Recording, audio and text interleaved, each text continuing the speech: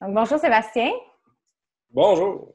Merci d'être avec nous. Tu m'offres une première aujourd'hui. On a un aquarium en background. Ben oui!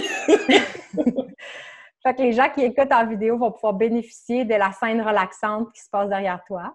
Oui, c'est une application Aquarium là, que j'ai trouvée que je peux mettre en Oui. fond d'écran. Très réaliste. Ultra réaliste. Tu dois même nourrir les poissons. Oui, c'est ça. C'est comme un Tamagotchi évolué.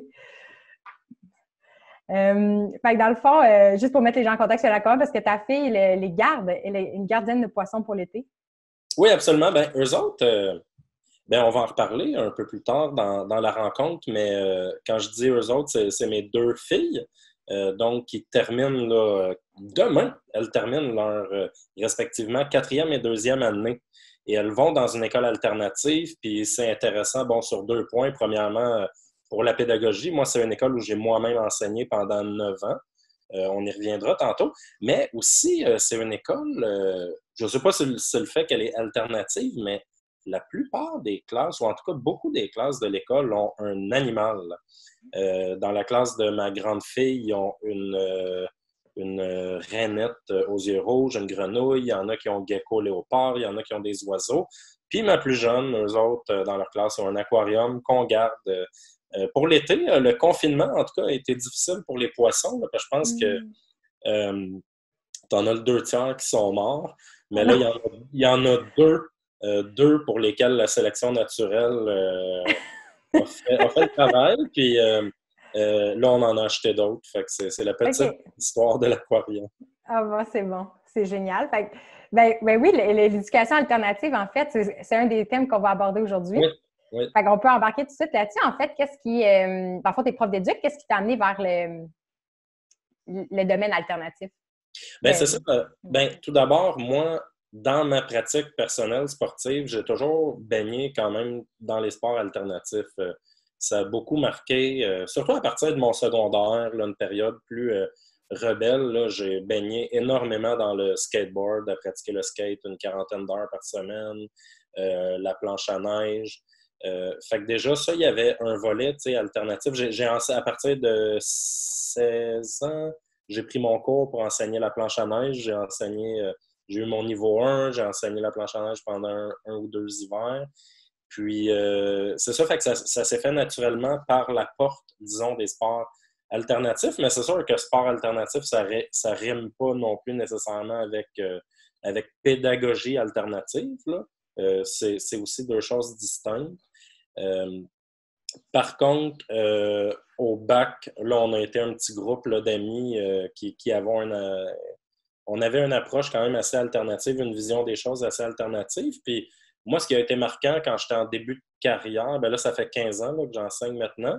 J'ai enseigné 9 ans à travers ça à l'école alternative. Puis c'était, je me rappelle, un été où j'avais vu, il fallait que je reprenne un contrat pour l'année d'après. Puis j'avais vu un contrat en école alternative. Puis là, ça a été le début de cette longue aventure-là là, où j'ai rencontré une équipe pédagogique formidable avec laquelle j'ai longtemps travaillé. Puis c'est comme malgré moi que j'ai quitté ce milieu-là. Là, à un moment donné, c'est que j'étais à contrat. Puis après 9 ans, bon, il y a eu des mouvements de personnel. Le poste est devenu une permanence. Puis j'ai été bumpé, comme on dit en bon Ah, français. bon. Fait que j'ai dû quitter. Mais tu sais, la beauté de la chose dans l'enseignement, puis c'est aussi une précision que je souhaitais faire, c'est que des enseignantes qui enseignent avec une approche alternative, il y en a dans toutes les écoles. Je veux dire, moi, j'en côtoie dans mon milieu à l'école Saint-Pierre-Claver sur le plateau. Fait que c'est pas limité là, à l'étiquette école alternative, là. C'est ça, ça peut être le résultat de la volonté d'un professeur, dans le cadre qui doit suivre pour l'école traditionnelle, d'innover puis de trouver des façons de motiver les élèves. Fait que est-ce Ouais. que...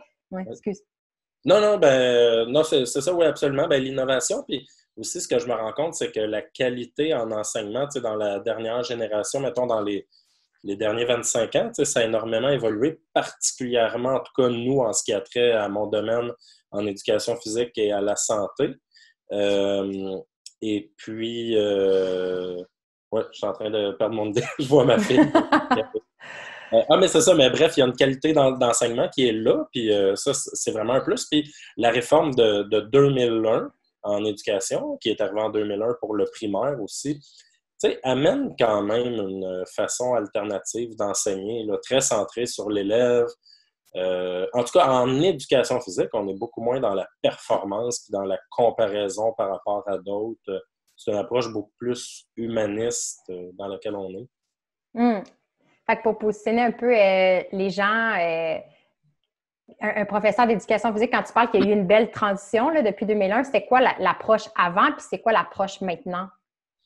Bien, il y a eu une approche qui était, moi, je trouve extrêmement désengagée et déresponsabilisée. Je vais te donner un exemple. Écoute, on nommera pas de nom, mais au début des années 2000, quand moi j'étais au bac, puis ça, tu vas voir, ça va bien illustrer mon propos, j'ai eu un premier stage en milieu primaire dans une école de Montréal, puis mon enseignant associé, lui, ce qu'il faisait, il sortait un ballon, il le mettait au centre du gymnase. Lui, il avait son pupitre comme un pupitre le long du mur avec le Journal de Montréal dessus, puis son café. Puis c'est le ballon, il est là, il est au centre. Faites ce que vous voulez, vous avez 45 minutes, 1 heure au gymnase. Moi, je bois mon café puis je lis mon journal. Tu sais, ça c'est l'exemple ultime, c'est sûr caricatural, mais qui existe, qui a existé et qui existe encore, mais dans une petite frange des profs. Alors que l'éducation physique aujourd'hui, puis même depuis longtemps, puis c'est une approche où, au niveau de la francophonie, la France est vraiment précurseur là-dedans. C'est littéralement un enseignement, naturellement, avec des moyens d'action planifiés, un diagnostic qui est fait par où est l'apprenant par rapport à qui on intervient, une offre d'éducatif qui est en lien avec le désir de progression, une évaluation en lien avec ça. Voilà. Puis aussi, longtemps, tu sais, on a parlé de la technique, du geste technique. Puis ça, je voulais t'en parler comme auteur parce que je l'avais mis dans mes écrits en préparant notre rencontre. Il y a un auteur français qui s'appelle Pierre Parlebas. En théorie du sport, lui, dans le fond, sa pensée a beaucoup révolutionné. C'est que dans le fond, on est passé de ce qui était juste un geste technique à apprendre. Bon, ben, on va t'apprendre à jouer au tennis comme Novak Djokovic le fait, alors que l'idée, c'est pas ça. C'est toute la théorie de l'action corporelle. Alors, c'est un être pensant qui a des émotions et aussi qui a une motricité à exprimer, mais c'est toute cette complexité-là qui sous-tend, dans le fond, chaque être humain à travers une notion de mouvement. Fait que ça a aussi beaucoup révolutionné. Nous, c'était quelque chose qui nous était enseigné au bac. Fait que maintenant, écoute, c'est vraiment formidable. Là. Moi, je côtoie des centaines et des centaines de profs d'éduc sur une base régulière à travers un très beau groupe Facebook qu'on a qui s'appelle EPS, Éducation physique et sport, je partage, tu partages. Tu sais, moi, je vois mes collègues de partout au Québec, mais il y a une qualité d'enseignement qui est vraiment extraordinaire. Vraiment de vrais enseignants. Puis aussi, ben, on y reviendra ou peut-être qu'on peut aborder ça tout de suite, mais c'est qu'on reste toujours comme prof d'éduc, on reste menacé un peu dans notre profession parce que ça pourrait être facile, mettons, pour un gouvernement de dire, ah ben, les profs d'éduc, on va les remplacer par des animateurs qu'on va payer 3 fois moins cher. Puis, bon, eux autres qui ne sont pas des pédagogues, mais tu sais, parce que, en tout cas, ben là, je saute un peu d'une question à l'autre, mais tout est dans tout, comme on dit, là, dans les questions que tu m'as envoyées, parce que c'est ça, c'est qu'il y a une emphase actuellement qui est mise beaucoup sur, OK, soyons en santé, mais il n'y a pas tant l'aspect pédagogique. C'est, OK, le gouvernement, ce qu'il nous demande, nous, on a eu une grosse subvention cette année pour que les élèves bougent 1 heure par jour, mais le gouvernement se fout qu'il y ait de l'enseignement de l'éducation physique. Le gouvernement veut juste que les jeunes bougent. Et c'est correct aussi, là, mais c'est une partie du tout seulement. Fait que le rôle de l'enseignant d'éducation physique de qualité reste fondamental. C'est ça, de ce que je comprends. Donc, mon frère est prof d'éduc au cégep, puis il y a une amie qui est prof. au primaire, puis il OK. m'expliquait que je lui demandais justement c'est quoi la nature de son travail, puis il me disait justement que le programme est pensé comme le but, c'est d'enseigner aux enfants puis aux jeunes comment pouvoir être actifs eux-mêmes dans leur vie. Mais il dit, on a tellement peu de temps avec les enfants puis ils ont tellement envie de bouger que l'heure est passée à bouger. Comme, tu sais, comme ils veulent juste comme les faire jouer, ce qui est super important. Puis, tu sais, j'ai l'impression qu'on a au niveau, si on vit au niveau comme peut-être de la vision du gouvernement, mais aussi de la société en général, on a un peu l'impression que notre cerveau puis notre corps, c'est deux choses différentes. Puis que si on veut des meilleurs résultats académiques, il faut plus étudier. Mais je pense que les études démontrent que si on bouge, on est plus performant intellectuellement. C'est pas séparé. Fait que si on veut améliorer la performance académique, c'est pas juste de dire « Ah, ben ce temps-là d'une heure, on va l'enlever puis on va juste plus mettre d'études. » Puis je pense que les gens, en général, font ça dans leur vie. Tu sais, l'activité physique, c'est ce que l'une des dernières affaires, des fois, sur notre liste. Fait que c'est intéressant de voir que cette vision-là se répercute sur votre travail puis sur la valorisation qu'on donne à bouger, tu sais, mais fait que, en tout cas, ça fait vraiment beaucoup réfléchir. Fait que, Moi, là, tu me dis plein de choses, ça m'intéresse pas mal parce que, ben là, tu sais, premièrement, moi, j'aimerais revenir sur ton frère. Tu disais, c'est ton frère qui est prof d'éduc au cégep, mais il a été prof d'éduc au primaire aussi. Un de tes amis, dans le fond. OK.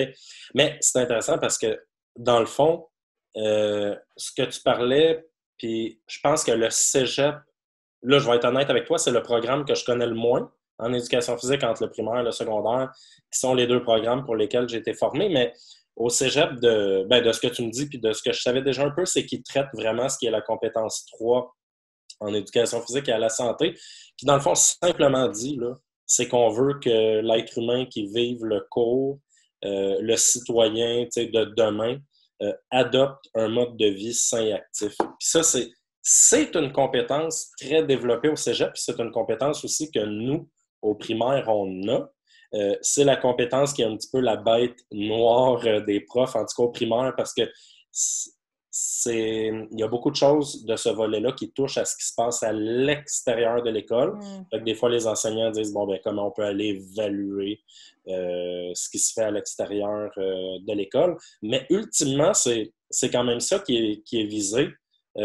Puis moi, c'est de même au primaire que je vois mon rôle. Dans le fond, c'est quand même de proposer un super large éventail de sports qui va du cirque à la gymnastique, au rugby, à la course d'endurance, au skateboard, à des projets vélo avec Vélo Québec, du parcours. En tout cas, c'est extrêmement large. Puis après, puis je pense que c'est apprécié aussi des élèves puis des parents. Puis après, ben, ils partent avec cet éventail-là, puis ils peuvent poursuivre dans leurs différentes pratiques. Mais c'est ça, c'est la compétence 3. Puis juste pour le dire vite, je ne sais pas si tu es familière avec le programme d'éducation physique, là. Je l'ai lu, mais je ne l'ai pas mémorisé. Parce que il est super simple. Là. Dans le fond, c'est 3 compétences. Je t'ai nommé la troisième, là, qui est adopter un mode de vie sain actif. La deuxième, c'est donc interagir en contexte d'activité physique. Fait interagir, c'est tous les sports collectifs, les sports coopératifs, mettons, on fait des pyramides humaines, les sports duels, badminton, karaté, tennis, lutte. Puis la compétence 1, ben, c'est agir dans différents contextes d'éducation physique. Donc, c'est tout. Agir, c'est les sports individuels. Ben, je fais une pratique de skateboard. Je fais mes différents niveaux à mon rythme. Je suis en compétence 1. Je pratique de la course d'endurance. Je suis en compétence 1. Je suis en jonglerie tout seul. Je suis en compétence 1. Mais après, tu peux être en jonglerie à 2 puis travailler en compétence 2. Mais c'est ça les 3 compétences. Puis, tu m'as fait réaliser, en fait, que la frontière entre le système traditionnel, en guillemets, puis les écoles alternatives, la frontière n'est pas aussi tranchée qu'on pense, parce que, comme tu dis, certains professeurs vont adopter des pédagogies alternatives, puis être dynamiques, proposer plein de choses, mais de manière globale, c'est quoi la différence que tu as vue? Tu sais, quand tu as découvert les écoles alternatives, c'était quoi l'élément clé qui se distinguait de l'école traditionnelle? Bien, déjà, il y a un bel élément, moi, que j'ai beaucoup apprécié, c'est le temps que les enseignantes se donnent pour être ensemble, pour parler de pédagogie. On avait une libération, une demi-journée par semaine, pas par semaine, une demi-journée par mois, mais vraiment pour traiter uniquement de pédagogie. Je pense qu'il y a des écoles alternatives qui sont à une demi-journée par semaine, libérées pour ça. Fait que ça te fait une école qui est vraiment à la fine pointe des nouvelles approches en enseignement. Puis c'est très stimulant de discuter de ça avec les collègues. Ensuite, au niveau communautaire, c'est une école où les parents sont extrêmement impliqués. Encore une fois, si on regarde des écoles régulières, la plupart des écoles à Montréal, un parent n'a même pas le droit d'entrer sur la cour d'école. Alors qu'en école alternative, tu as des parents dans l'école tous les jours à n'importe quelle heure. Les parents sont extrêmement impliqués. Fait que c'est super intéressant parce que, tu sais, l'école, il faut qu'elle marche main dans la main avec la communauté puis avec les parents de ses élèves. Puis ça, l'école alternative permet un meilleur rapprochement. Fait qu'en bout de ligne, je pense, naturellement, une meilleure réussite de ces élèves-là là, de par l'accompagnement qui est fait. Ensuite, au niveau des élèves, moi, j'ai beaucoup aimé, il y avait une femme qui nous donnait de la formation quand j'étais à l'école alternative. Et là, c'est une femme qui s'appelle Marielle Ducharme. Et maintenant, c'est une ancienne directrice d'école alternative, a été conseillère au gouvernement, maintenant elle est consultante. Puis elle, ce qu'elle disait, c'est que dans le fond, l'école alternative, c'est quand même un cadre. Hein? C'est souvent... il y a énormément de faussetés qui circulent sur les écoles alternatives. Donc, idéalement, l'école alternative fournit un cadre dans lequel ensuite l'enfant peut faire des choix. Ça, d'une part. Et deuxième part, c'est pas du laisser-aller puis du pognage de beigne, c'est une pédagogie du travail. Tu sais, nous, à l'école alternative Élan, c'est une pédagogie qui avait été influencée par Célestin Freinet, un pédagogue en France d'il y a une centaine d'années. Puis c'est ça, bref, lui-même disait, là, il avait fait quelques énoncés là, de sa pédagogie, puis il disait que c'est aussi une pédagogie du travail. Puis après, comment ça va s'illustrer en éducation physique? Moi, j'aime beaucoup travailler avec des niveaux de développement, et les élèves peuvent évoluer à leur rythme dans ces niveaux-là. Je reviens avec mon exemple du skateboard. Mettons, en skateboard, j'ai environ, dépendant de l'année où je l'enseigne, mais mettons, je vais avoir une feuille remise à chaque élève où tu as 25 niveaux, 25 défis dans une progression pédagogique. Fait qu'après, mon élève qui arrive en 6e année et qui fait du skate depuis 3 ans, ça se peut que lui, il commence et il soit rendu au niveau 17 puis que sa réalité, ça soit là. Il y a vraiment un apprentissage personnalisé à faire à cet endroit-là. Puis il va y avoir d'autres élèves très débutants, eux autres qui vont bûcher pendant un mois de skate à 2 heures semaine. Ils vont progresser puis ils vont faire du niveau 1 à 5. Puis peut-être même que l'élève débutant va être encore plus satisfait de lui-même que l'autre avancé qui a finalement juste progressé de 17 à 19. Mais tout est relatif, là. C'est du niveau de développement, c'est du cas par cas, mais ça, c'est vraiment une approche que j'aime beaucoup. Puis moi, je suis beaucoup dans cette valorisation-là. Là. Je suis vraiment aucunement intéressé par la performance par rapport aux autres. Je suis intéressé par rapport à la performance de mes élèves par rapport à eux-mêmes. Puis tu sais, ça a fait, j'ai eu des rencontres cette année, gars. Ça reste confidentiel dans les noms, là, fait que c'est pour illustrer mon propos, mais mettons, j'avais un élève super talentueux en sport. Là, il est arrivé en 6e année, puis tu sais, il s'est vraiment pogné le banc. Il n'a pas beaucoup progressé, puis moi, je note aussi beaucoup en fonction de la progression, là. Fait que ça, tantôt, plutôt, tu me demandais qu'est-ce qui a changé entre l'éduc aussi d'avant et de maintenant. Bon, je t'ai illustré un point de vue caricatural, tu sais, d'un enseignant qui, dans le fond, n'enseigne pas. Mais il y avait aussi un enseignant qui enseignait, ou des profs qui enseignaient beaucoup la performance. Bon, on a parlé de la technicalité du geste, mais aussi, là, vous avez un panier de basketball, m'a donné une note, combien t'en réussis sur 10, mais tu sais, c'est pas ça. C'est exactement ça. L'exemple qui m'est venu en tête de mon secondaire. J'avais eu 98%, mais j'étais poche pour faire un jeu de basket, là. Ça a juste adonné que mes coups sont tombés dans mon examen, puis j'étais... Ouais. En tout cas. Non, c'est un bon exemple. Puis, tu sais, moi, Marc-Claude, j'ai eu des discussions avec maintenant des gens qui sont parents puis qui ont vécu comme toi puis moi les cours d'éduc quand on était jeunes. Puis, tu Moi, je vois leurs yeux briller quand je leur décris un peu ce que sont rendus plusieurs cours d'éduc aujourd'hui. Puis la réaction que j'ai tout le temps, c'est « Ah, mais j'aurais donc aimé ça, tu sais, avoir des cours comme ça, puis un prof comme ça. » Fait que oui, ça change. Donc, c'est beaucoup moins orienté sur la performance. Est-ce que tu sens que... moi, je pense qu'une des chances que j'avais, c'est que j'ai joué à la balle molle au niveau compétitif assez jeune. Puis, il y a beaucoup de compétences que je pouvais transposer dans d'autres sports. Fait que ça m'a aidé. Tu sais, le ballon chasseur, le kickball. Tu sais, il y a des sports fait que ça faisait que j'avais une certaine place. Puis, je pense qu'une scène qui est terrorisante pour plein de gens, c'est quand c'est le temps de choisir les équipes puis que tu veux pas la personne à la fin. Tu sais, ça peut être traumatisant.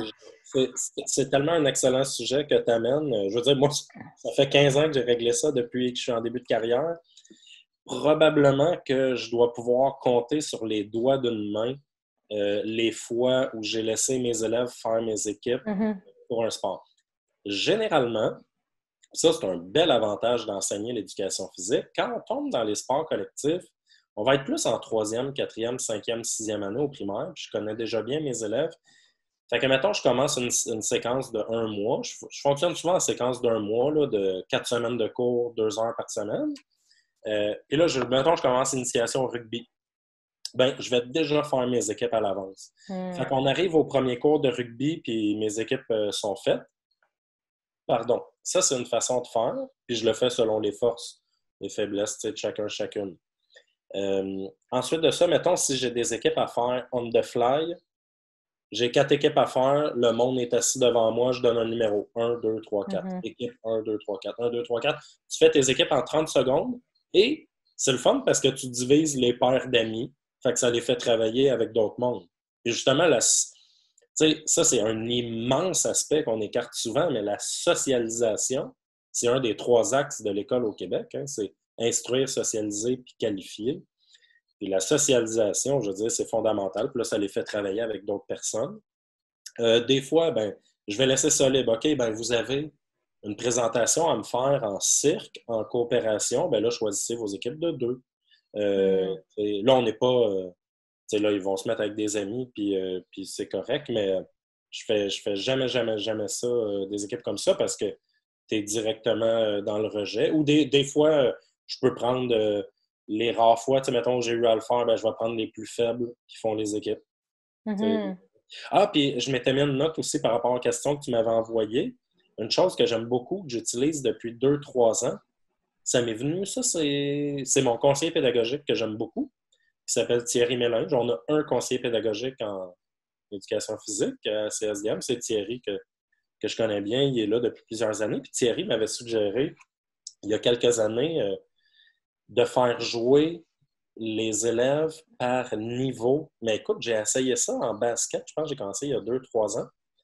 J'avais tous mes élèves, puis je sais pas si on avait fait une période libre, puis à un moment donné, on avait dit, bon, ben c'est basket. Puis j'avais dit, parfait, ben qui se trouve avancé en basket?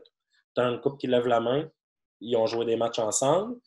Qui se considèrent débutants, t'en as d'autres qui ont levé la main, qui ont joué des matchs ensemble, puis les intermédiaires, je les ai répartis. Puis ça, j'ai essayé ça en hockey cosum, en basketball, puis en soccer. Ça a super bien marché.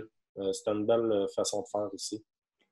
J'adore comment on a une vision de l'éducation physique qui a marqué notre enfance. C'est ça, le ballon chasseur, la sélection des équipes, puis j'ai l'impression qu'il y a des gens qui ont une expérience peut-être neutre ou des fois super négative, puis même angoissante. Oui. Puis, tu sais, en parlant avec toi, c'est fou à quel point des fois, il y a des petits trucs super simples qui peuvent complètement changer l'expérience d'une personne, puis la faire sentir valorisée, puis lui donner un intérêt dans l'activité physique.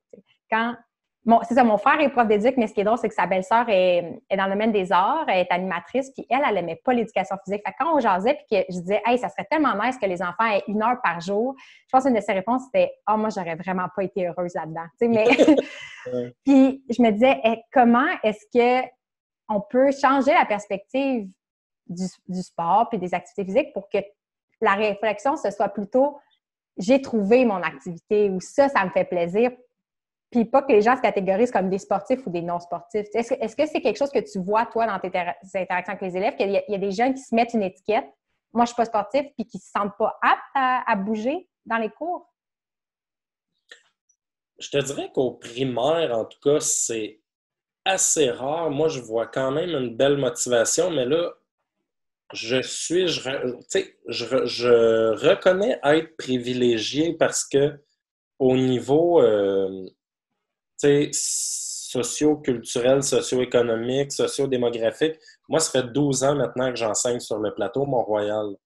Pourquoi je te dis ça? Je te dis ça pour plusieurs raisons. C'est que premièrement, ben, tu as des familles aisées, tu as des familles où les parents font beaucoup de sport avec les enfants, où les enfants sont inscrits à plusieurs cours. Il y a très peu d'embonpoint. Fait que déjà, les enfants partent avec des facteurs de protection immenses du point de vue de leur santé, puis motivants pour la pratique d'activité physique. Fait que j'ai peu d'élèves démotivés. J'en ai. Euh, oui, peut-être qu'ils se mettent, comme tu dis, mettons une certaine étiquette de personne qui n'est pas sportive, tout ça, mais honnêtement, moi, ça me passe vraiment par-dessus la tête. T'sais, quand j'ai mon ou mes élèves avec moi au gymnase et on pratique une activité, moi, j'adore, puis c'est ma job, j'adore trouver à valoriser tout le monde dans mon gymnase sur l'activité qu'il est en train de faire, sur des trucs spécifiques, et aussi enseigner sur OK, ben c'est quoi ta prochaine étape? Hey, ça, t'as ça, je m'en fous, là, t'es débutante ou le meilleur de la classe, je m'en fous, mais tu sais, t'es là, tu viens de réussir ça va bien, OK, voici, c'est ça la prochaine étape. Tu sais, ça, c'est ça le rôle de l'enseignant, là. Un coup que la relation Mhm. humaine, la relation humaine est bien établie, là, tu sais, qui est la prémisse à l'enseignement, ce développement-là, le lien de confiance. Puis un coup que, un coup que la gestion de classe va bien aussi, parce que c'est un autre élément, là aussi, c'est un défi. L'enseignant au primaire ou au secondaire, ou peut-être même au collégial, mais là, il faudrait voir pour le collégial, mais tu as une gestion de classe à faire puis à maîtriser. Tu n'es pas en enseignement un pour un. Mhm. Enseignement privé un pour un. Moi, j'ai un de mes bons amis qui enseigne le tennis. Mais là, lui est en cours privé, il enseigne un pour un. C'est une autre dynamique. Mhm. Euh, Qu'est-ce que. Fait qu'un cours avec toi, je sais pas, de manière classique, ça ressemble à quoi? Ben, ça doit varier de sport en sport, là. Mais justement, quand tu parles de la gestion de temps, c'est quoi l'ambiance? Oui, c'est assez. Le cadre est quand même assez classique. Ben, écoute, je vais te nommer une petite particularité que j'ai dans ma tâche depuis 3 ans, depuis que j'étais à ma nouvelle école, parce que c'est vraiment exceptionnel. Tu as très peu de profs qui vivent cette réalité-là. Mais ça va te parler d'une réalité du milieu, OK? Nous, on est une grosse école primaire du plateau. On est bientôt 500 élèves. OK? Fait que tu as une bonne vingtaine de classes. Écoute, on est presque 2 profs d'éduc à temps plein. Moi, j'ai ma collègue Annie qui enseigne à 100% de tâches aux maternelles, première, deuxième, troisième. Moi, j'ai 90% de tâches à cette école-là. J'enseigne au quatrième, cinquième, sixième et à 2 classes de maternelle. Puis j'ai un après-midi semaine dans une autre école du plateau. Tu sais, j'ai ma permanence, là, c'est un 100%. Mais pourquoi je te parle de ça, OK? C'est que notre gymnase à l'école, il est minuscule. Il y a OK. 4 immenses colonnes dedans. Ça, c'est des gymnases, là. À Montréal, là, il y en a eu plein. Il y a plein de bâtisses qui ont été faites par le même architecte. Je pourrais te nommer des écoles, l'école Saint-Clément, l'école Saint-Jean-Baptiste de la Salle, l'école Saint-Pierre-Claver, t'en as plein. La plupart, maintenant, se sont fait construire un deuxième gymnase adjacent à l'école. Puis la salle dont je te parle, avec les 4 colonnes, est plus utilisée pour le service de garde, cafétéria. Mais ce n'est pas notre cas. Si bien que moi, je pars avec chacun de mes groupes et j'enseigne un bloc de 2 heures, une fois dans la semaine, à 5 minutes de marche de mon école au centre du plateau. Euh, Puis là-bas, le centre du plateau, c'est une bâtisse de la ville de Montréal, gérée par un organisme communautaire, le centre du plateau. Puis là-bas, tu as un gymnase extraordinaire. Écoute, c'est un grand gymnase, 4 terrains de badminton de grand, une piste de course à la mezzanine. Tu sais, tu n'as aucune école primaire à Montréal qui a un beau gymnase comme ça. Fait que tu as les désavantages de devoir y aller, des fois les problèmes de gestion avec le centre du plateau, tout ça, mais le gymnase là-bas est quand même extrêmement chouette. Donc, je t'en parle parce que mes routines de période, c'est toujours que je prends en charge mon groupe on s'en va à pied au centre du plateau, 5 minutes. Ensuite, mes élèves vont se changer. Puis comme les élèves se changent tous pas au même rythme, j'ai beau leur laisser un 5-7 minutes. Quand ils entrent au gymnase, ensuite de ça, ils commencent un échauffement autonome. Fait que l'échauffement autonome, souvent, ça va être, mettons, ils vont faire 2-3 tours de gymnase à la course pour s'échauffer. Puis si, mettons, après, on est en Ultimate Frisbee, ben, ils vont se mettre à 2-3 puis ils vont pratiquer leur lancer d'Ultimate. Si on est en rugby, ben, ils vont se prendre un ballon, ils vont pouvoir commencer à se faire des passes de rugby, etc. On est en gymnastique, bon, ils peuvent commencer. Fait que tu as l'échauffement autonome quand tout mon monde est arrivé, tous mes élèves. Je leur laisse encore, mettons, quelques minutes. Moi, c'est toujours des moments où mes élèves qui ont des choses à me dire viennent me voir. Sébastien, patati patata. Bon. Puis là, j'ai pu écrire aussi au tableau ce qu'on va faire. Après, je fais un rassemblement. Moi, très souvent, j'aime beaucoup me rassembler. On est assis tous ensemble en rond au centre de gymnase. Je prends le temps pour présenter la période, ce qui s'en vient. Puis, c'est ça. Après ça, on part dans nos activités principales, qui est le cœur de la période. Ensuite de ça, un retour au calme. Je fais souvent des relaxations, des jeux de relaxation. C'est pas très long, là, en fin de période, là, des 5 minutes. Je laisse beaucoup de place aussi à mes élèves pour s'exprimer. J'aime beaucoup savoir qu'est-ce qu'ils ont apprécié de la période, qu'est-ce qu'ils ont amélioré dans leur période. Fait que ça, on se donne des tours de parole pour les feedbacks comme ça. Puis ensuite, ben, ils vont se changer puis on retourne à l'école. Fait que ça ressemble à ça le canevas de la période. Là. C'est drôle parce que dans le cheminement que tu as expliqué, on dirait que ce qui a retiré mon attention, c'est la période de marche avant puis après.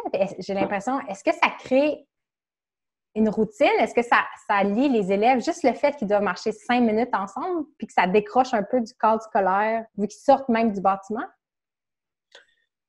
Ben, moi, j'ai l'impression qu'ils aiment ça, là, sont rendus habitués. C'est un peu comme une seconde nature, si on veut, mais généralement, les élèves, ça jase. Il y en a qui me jasent, tout ça, ça va assez bien.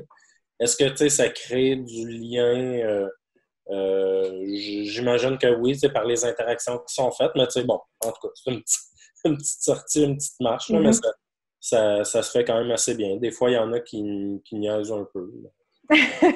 On dirait que c'est pas parce que là, avec le confinement, le gym est fermé, puis je me rends compte que je m'ennuie de la routine, tu sais, de m'entraîner, mais de la routine de me rendre au gym parce que, tu sais, j'ai ma marche, puis c'est comme un primer, ça te met dans l'ambiance. Absolument. Puis, là, on dirait qu'il n'y a plus ça. Tu sais, je m'ennuie de l'expérience globale, puis moi, j'ai juste connu des écoles, ben les gymnases, c'était correct, fait qu'on restait à l'école, mais il me semble que j'aurais été heureuse comme enfant de sortir des murs d'école de temps en temps. Ben oui. Non, mais en ce sens-là, c'est sûr que les élèves adorent ça. Les élèves, dès que tu sors de l'école, il y a un petit quelque chose toujours de spécial, qui apprécient.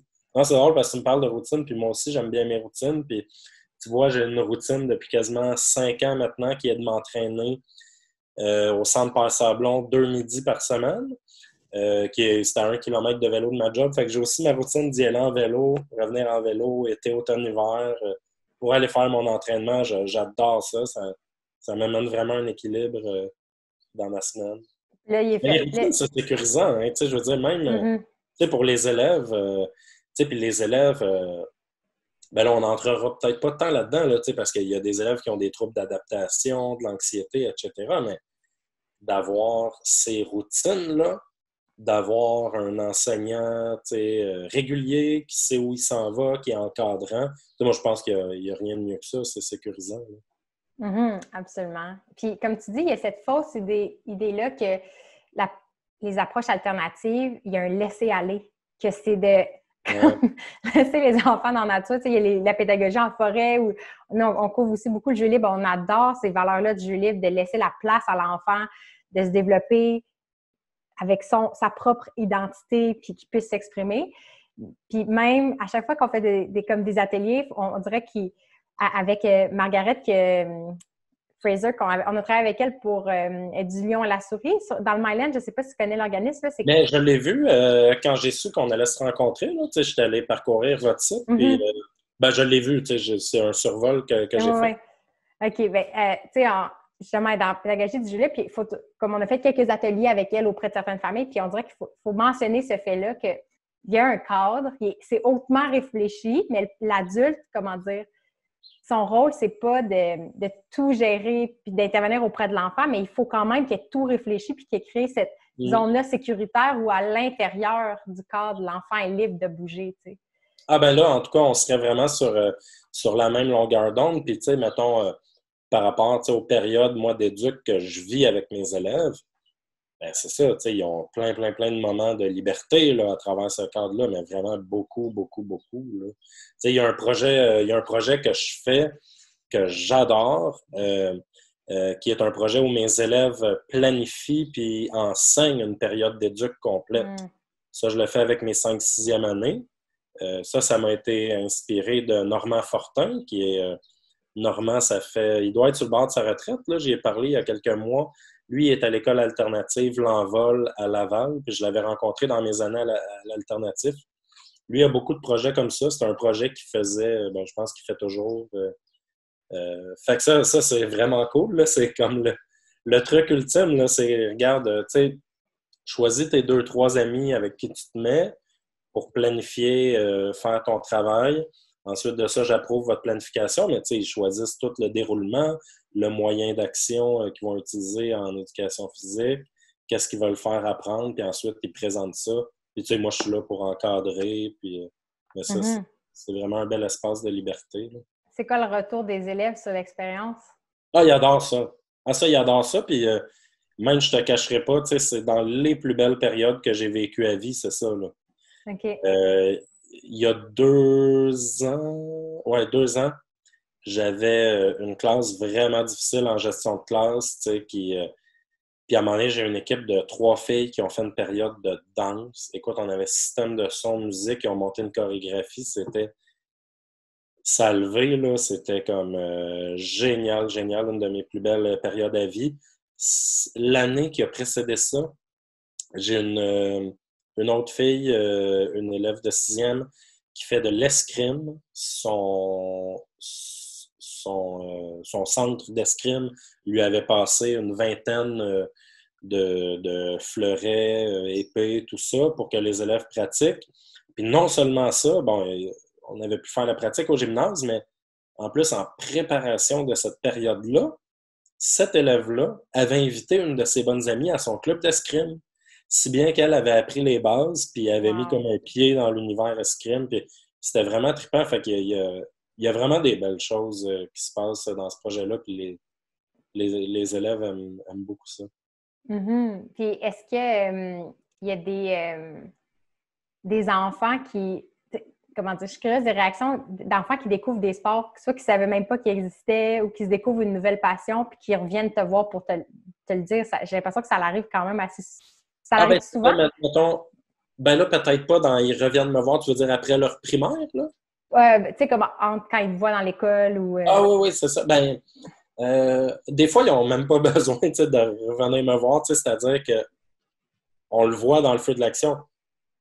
J'ai une autre de mes élèves de 6e en tête, dont hier à notre école, ils ont organisé une cérémonie des finissants-finissantes. D'ailleurs, c'est une élève que j'ai vue hier. Ben, un élève à qui j'ai enseigné pendant 3 ans, qui ne s'est jamais particulièrement illustré en sport ou quoi que ce soit. Puis cet hiver, je fais souvent ça en janvier, février. Je fais mon initiation au rugby en gymnase, même au rugby avec contact. J'ai développé comme une approche pédagogique pour initier au contact, même en gymnase, de façon sécuritaire. Puis, donc, cet élève-là, écoute, elle s'est complètement démarquée, là, mais elle a eu un coup de cœur, une révélation. Elle a dit, hey, parce que, tu sais, il y a un club qui s'appelle les Gaulois, qui est en fait un club, c'est une école de rugby pour les enfants, comme de 5 à 16 ans, enfants d'eau à Montréal. Puis là, elle me dit, hey, moi, je veux m'inscrire. Puis là, sa mère m'a réécrit, puis elle dit, ah, Iman, elle veut faire du rugby. Puis... Fait que ça c'est vraiment trippant, là. Ouais, ça, il y en a des exemples comme ça. Puis, pardon, de la découverte de sport, ça, il y en a tout le temps parce que c'est tellement large ce que je fais. Mais je vais donner un autre exemple, cette fois-ci, plus avec les garçons. C'était il y a 2 ou 3 ans, puis on part au mois de décembre sur un mois en gymnastique. Là, j'ai mes gars qui jouent au hockey, puis là, Sébastien, ça va être plate, ça va être plate. Puis tu sais, comme on vit une super belle progression de 4 cours en gymnastique, les élèves trippent. Puis tu sais, la gymnastique, moi, je le fais, tu sais, j'ai tremplin, on pratique des saltos, tu sais, il y a vraiment plein d'affaires. Puis les gars, ils découvrent que rapidement, ils s'éclatent au bout là-dedans. Puis, tu sais, là, qu'il y en a un, là, tu sais, un des leaders là, de la gang, on finit le 4 semaines. Ah, Sébastien, c'est vraiment cool, la gymnastique, tu sais. Parce qu'ils devaient penser au collant. Ils devaient Ouais. penser au soude, peut-être, je sais pas. Mais... Mais mais... ouais. Vas-y. Non, mais c'est ça, des fois, on a des représentations de certains sports, puis on leur donne des Ah, étiquettes, mais de le faire, on réalise ce que ça implique vraiment, puis comment des fois ça peut être difficile, puis challengeant, puis que ce défi-là peut être le fun. ah oui. Puis combattre les stéréotypes tu sais, par l'enseignement, moi, je trouve ça génial. C'est vraiment mon quotidien, là. C'est vraiment mon quotidien. Puis je reviens au rugby, tu sais, mettons, si on prend la chose en sens inverse, ben pourtant, le rugby féminin est extrêmement développé au Québec. C'est une référence, puis l'équipe canadienne a gagné la médaille de bronze au Brésil en rugby à 7, l'équipe féminine. Mais tu sais, mettons, là, on est dans le stéréotype, la caricature là, de la petite fille qui arrive en rugby, machin truc. Puis écoute, j'en ai qui se découvrent en rugby, là, mais tu sais, des petits brins d'élèves, puis que eux autres, c'est un... Au niveau affectif, émotif, canalisation d'énergie, ils embarquent complètement là-dedans. Parce que ça, c'est unique, tu sais, dans les façons de pratiquer le mouvement, dans les façons de se mettre en relation. Le sport de combat en milieu scolaire, c'est pas le sport le plus abordé. Puis, fait que, tu sais, ce que permet le rugby, c'est vraiment chouette. Puis la grande majorité des élèves répondent super bien à ça. Ils peuvent se rentrer dedans. Tu sais, on passe notre temps à leur dire de ne pas se rentrer dedans, de ne pas se batailler, même si les élèves, ma gang de petits gars aux récréations en hiver sont toujours en train de se battre. Tu sais, je sais qu'il y a des approches maintenant. Tu as des écoles qui laissent le chamaillage aller, ce qui est selon moi une excellente chose. Tu vois, des jeux de lutte, là, j'ai comme une série de 8-10 petits jeux de lutte. Je les fais à chaque année avec mes maternelles.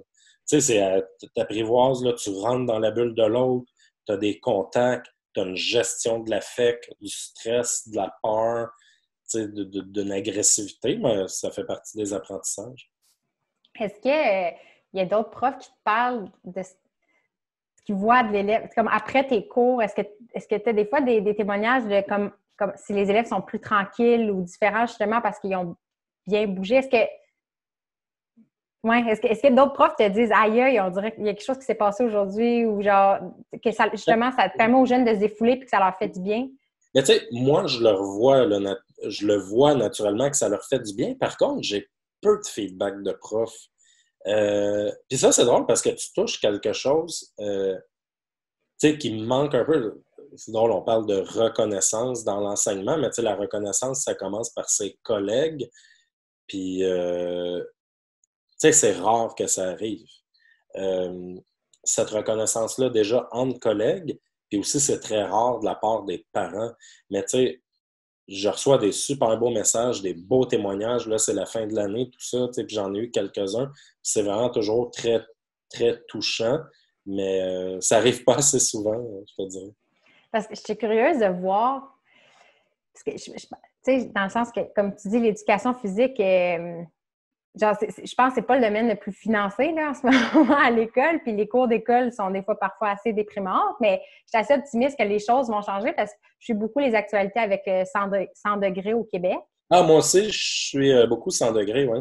Ça fait tellement du bien de voir que justement, il y a une nouvelle idéologie où il faut comme reverdir les cours d'école, laisser de la place aux enfants pour bouger. Puis là, il y a le nouveau terme, j'ai trouvé assez drôle, ils appellent ça les jeux de chamaille, de justement permettre ces jeux-là qui avaient été comme interdits dans certains contextes.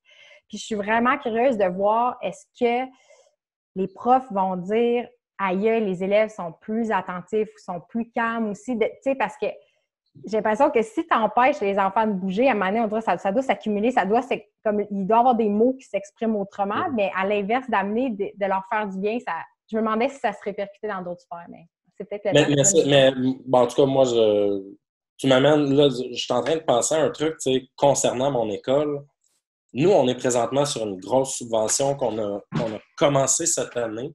Je ne sais pas si tu en as entendu parler, c'est la subvention à l'école, on bouge. Je sais pas, en tout cas, c'est une mesure ministérielle, tu sais, c'est beaucoup d'argent, là. Nous autres, je pense cette année, l'objectif de la mesure, là, simplement dit, c'est que tous les élèves de l'école pratiquent 1 heure de sport ou bougent pendant 1 heure à l'école. Je pense qu'on a eu comme un 45 000 pour ça cette année. L'année prochaine, on va avoir un 25 000 puis un 15 000 la dernière année. Tu sais, c'est beaucoup, beaucoup d'argent pour une école primaire. Tu sais, si tu comptes que mon budget annuel, il est genre de 500 $ pour 500 élèves, là, à peu près. C'est vrai, là, c'est ton réel budget? Ah oui, les budgets sont ridicules en éducation physique. Ils regardent un bon tapis de gymnastique, c'est 200 $. Aïe. Ah non, non, en tout cas, ça, c'est un autre volet, là, des ressources matérielles, mais c'est le bordel là, dans les écoles. Là. Les ressources ne sont pas là. Les ressources humaines de qualité sont quand même là. Puis l'enseignement de qualité, autant par les titulaires, les spécialistes, il est là. Il y a des directions aussi de qualité. C'est rare, mais présentement, moi, j'ai une équipe de direction extraordinaire, mais les ressources matérielles ne sont pas là du tout, du tout, du tout. On est obligé de financer nos... Tu sais, moi, je calculais ça quand j'ai quitté l'école Élan. Pendant 9 ans que j'étais là, tu sais, j'ai amassé 30 000 en subvention. Là. Tu sais, j'allais chercher la subvention du Grand Défi Pierre Lavoie, la subvention de la Caisse des Jardins du Plateau, tu sais, à gauche, à droite, là, entre autres, pendant plusieurs années, c'était pour financer mon projet d'initiation skateboard. Aller au TAS, faire des cours au skatepark intérieur de l'école Jean de Mance, bâtir une flotte de skate, de freestyle, de longboard, de casque, machin truc. En tout cas, mais il y a un manque de ressources. Mais là, je suis en train de... reviens donc à ta question parce que c'était intéressant, il me semble, ça m'a fait penser à quelque chose qu'on discutait avant. Je ne me rappelle plus c'est quoi la question, mais tu parlais de la subvention que là, vous allez avoir c'est ça, une subvention de 45 000 pour... Ah oui, on parlait de... monumentale par rapport à... OK. Dans le fond, là, je reviens. Là où on était, là, c'est que tu me demandais... On a commencé à parler de l'impact qu'a l'activité physique, le sport, le mouvement sur les élèves. Puis la raison pour laquelle j'ai commencé à te parler de cette subvention-là, puis que j'ai fait une parenthèse avec ça, puis tu vas voir où je m'en vais avec ça, c'est que nous autres, il a fallu intervenir dans notre milieu pour que nos profs commencent à faire un peu d'activité physique avec leurs élèves. Tu sais, mettons, là, tu connais sûrement Force 4. Force 4, tu sais, qui a développé un site. Bon, ils ont des capsules qui peuvent te permettre sur mettons, un tableau blanc interactif en classe. Tu as une animation clé en main où les élèves peuvent faire, mettons, un blitz pour bouger pendant 5 minutes. Mais tu sais, ça, dans une équipe école, tu as des enseignantes qui sont pas du tout ouvertes à ça. Il faut vraiment traîner.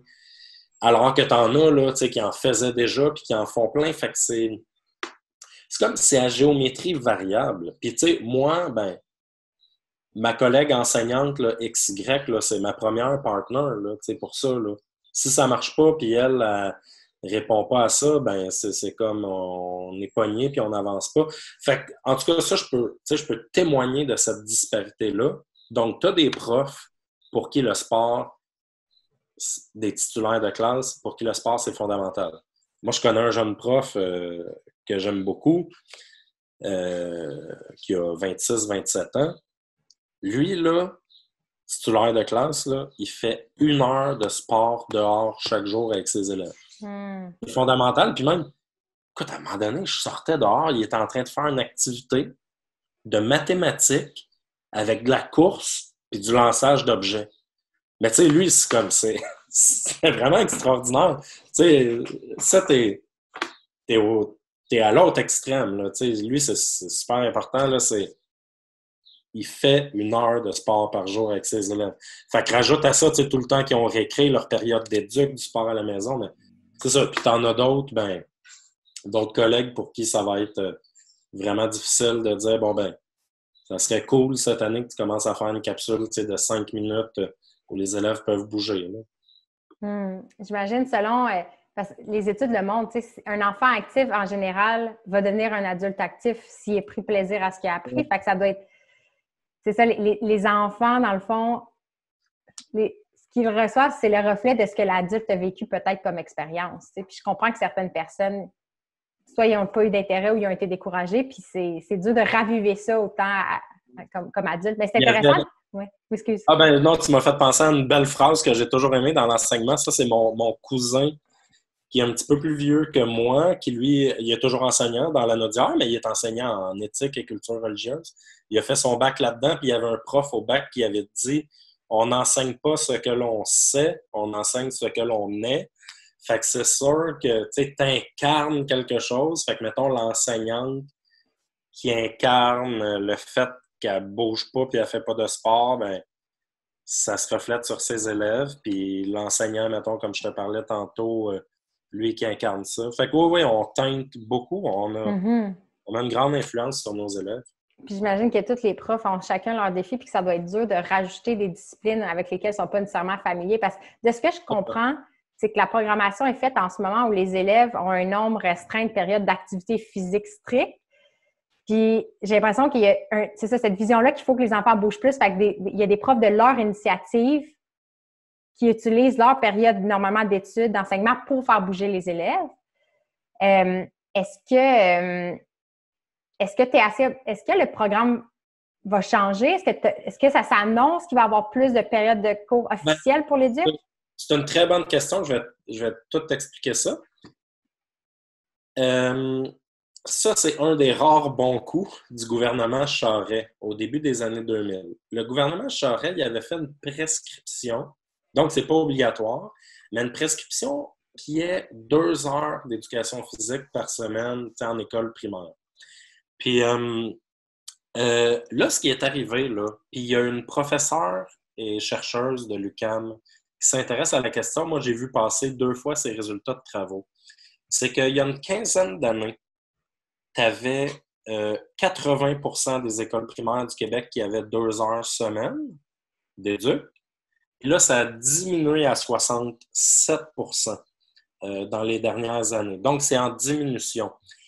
La prise de décision sur un temps d'éducation physique par semaine se prend au conseil d'établissement. Ben, généralement, comment ça fonctionne, c'est que l'équipe enseignante va en discuter, va prendre sa décision, va la présenter au conseil d'établissement où tu as la direction, des profs, des parents, membres de la communauté, services de garde, etc. Puis là, ça va être approuvé ou débattu. Fait que c'est là que la décision de ce qu'on appelle la grille matière, donc le temps que chacune des matières va avoir, se prend. Et puis là, je te cacherai pas, il y a quand même tout un combat ou un lobbying parce que dans cette grille matière-là, ben c'est là que tu prends ta décision. OK, ben combien de temps je donne de musique?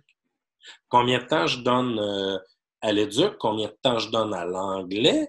OK, j'ai-tu un programme d'art dramatique, art plastique? Il y a des écoles qui ont de la danse. C'est plus rare. Mais tu sais, toutes ces spécialités-là doivent se partager un nombre prédéfini. Fait que tu sais, c'est vraiment l'approche de Lavoisier. Là. Rien ne se perd, rien ne se crée, tout se transforme. Fait que tu vas enlever du temps à l'éduc pour l'ajouter à l'anglais. Tu sais, nous autres, on a vu ça, là, mettons, à ma nouvelle école où je suis depuis 3 ans, ben, tu avais eu un petit noyau de parents qui avaient fait du lobbying pour faire augmenter l'anglais. Mais tu sais, ça n'avait pas passé finalement. Mais... Fait que c'est ça. Fait que quoi, tu me posais la question, est-ce qu'on va avoir plus de temps d'éduc? C'est bien plate à dire, mais non. Pourquoi? Ben déjà, tu as cette professeure chercheuse de l'UQAM-là qui a montré que c'est en diminution dans les écoles primaires au Québec. Et notre gouvernement n'a aucune intention réelle en éducation physique et à la santé. Le gouvernement, lui, il a une intention de faire bouger plus. Ah, ben là, on va faire pression sur l'enseignante pour qu'elle en fasse plus en classe. Ah, on va mettre le service de garde dans le coup. Service de garde, vous devriez faire un peu plus de sport. Ah, ben ça serait le faire. Pourrais-tu faire du parascolaire? OK, les récrés vont être plus actives. Ça, c'est les profs d'éduc qui vont s'en occuper. Tu sais, fait qu'on pèle beaucoup de choses aux autres. Mais non, t'as vraiment pas. Il n'y a aucune volonté pour qu'il y ait plus d'éduc, malheureusement. Puis, tu sais, comme on a dit plus tôt, puis moi, que je m'étais mis dans mes notes, tu sais, tu as aussi une menace. C'est ça, tu sais, c'est notre spécialité d'enseignement en éducation physique est toujours, je te dis pas qu'elle est menacée là, dans un court moyen terme des années à venir, mais en tout cas, je reste sensible à ça. Puis, tu sais, notre fédération, là, je sais pas, tu la connais, la FEPEC? De non. De nom, ben, tu sais, Fédération éducateur, éducatrice physique, enseignante du Québec, mais tu sais, nous autres, je pense qu'on a une personne là, qui a un salaire pour pouvoir travailler à temps plein, tu sais, à la FEPEC. Puis, tu regardes, tu sais, mettons, le récent confinement, là, plus au cœur du confinement, là, mettons, avril-mai, le ministre Roberge qui est sorti, ben, tu sais, on va travailler sur les maths, le français, peut-être un peu du coin de la bouche, il a dit histoire, mais tu sais, il n'a jamais été question de sport. Et hier, c'était drôle parce que je savais qu'on allait se parler aujourd'hui. Je venais de voir, peut-être tu l'as vu passer aussi, une récente étude de participation qui montrait la chute drastique de pratique d'activité physique pendant le confinement. Fait que c'est ça, tu sais. En tout cas, tu sais, les fameuses bottines qui suivent les babines, là, ben, c'est ça, présentement, il y a pas mal de babinage en lien avec l'activité physique. Mais c'est ça, ça reste du babinage parce que concrètement, ça ne suit pas toujours. Tu sais, ça, c'est la prévention. Puis notre gouvernement, en tabarnouche, il n'investit pas dans la prévention. Là. Je veux dire, regarde la direction de la santé publique avec ce qui vient d'arriver. Bon, la pandémie est arrivée, mais il y a quelques années, la direction de santé publique avait été amputée de 30 de son budget, de son personnel, de ses ressources. On entend. Ça une très bonne. Ah, ben c'est bon. Voilà, c'est ça. Oui, exactement. On fait ça naturel. Je suis un peu déçue parce que j'avais espoir que tu me dises oui, ça va pas si bien, mais comme il y a un vent de fraîcheur qui ça vient. Je pense que c'est ça, au niveau idéologique, il y a des discussions autour de ça, puis sans degré me donne espoir, mais comme tu dis, il y a une différence entre dire il faudrait bouger plus, puis tout mettre ça sur vos épaules à vous, avec des ressources limitées, puis déjà une bonne charge de travail, versus que ce soit intégré dans le programme du gouvernement, puis dans le programme gouvernemental. Puis c'est ce qui est fascinant, c'est que dès qu'on se met à lire sur l'activité physique, on se rend compte à quel point c'est bénéfique pour tout le monde, peu importe l'âge, puis que ça améliore toutes les sphères de vie. Mais c'est tellement dur à vendre, la prévention, puis cette vision-là à long terme du développement d'une personne. Exact. Moi, c'était l'auteur puis environnementaliste, astrophysicien Hubert Reeves. Tu sais, dans un de ses livres, lui, ce qu'il disait, ça m'avait initié à ce concept-là, peut-être que j'avais déjà inconsciemment dans ma tête, mais c'est le not in my term. C'est que présentement, tu sais, nos gouvernements font face à des actions qu'ils doivent prendre pour des résultats dans leur terme, en fait, dans leur mandat. Donc, comme tu dis, la prévention, si la résultante va arriver dans 40 ans, c'est pas du tout dans mon mandat caquiste, fuck off, là. Excuse-moi, là, mais...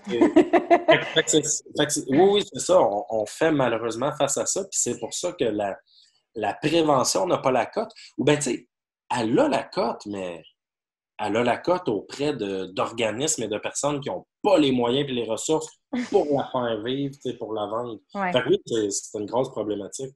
Oui. Est-ce que, fait que mettons un parent, fait que tu me fais réaliser, ça c'est un processus que je ne savais pas, que les heures d'activité physique étaient déterminées un peu par établissement. Ouais. Fait que j'ai l'impression que là où c'est quand même positif, c'est qu'un parent ou un groupe de parents qui sont motivés pourrait montrer un dossier ou parler à l'école s'ils trouvent que c'est important.